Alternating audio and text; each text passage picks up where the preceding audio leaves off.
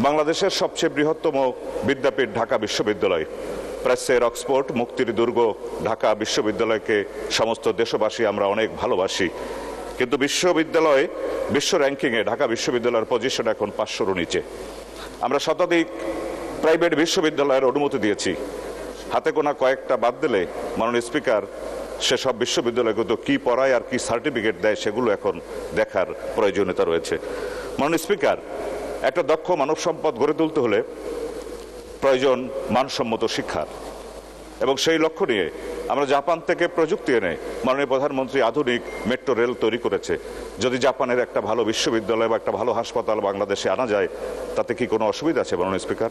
আমরা চায়নার প্রযুক্তি সহায়তায় বা তাদের বিনিয়োগে বা যৌথ বিনিয়োগে আমরা এখানে রাস্তা করেছি, ব্রিজ করেছি, আমরা এখানে বিদ্যুৎ কেন্দ্র করেছি। সেখানকার একটা ভালো বিশ্ববিদ্যালয় বা একটা ভালো হাসপাতাল বাংলাদেশে আনলে অসুবিধা কি মাননীয় স্পিকার?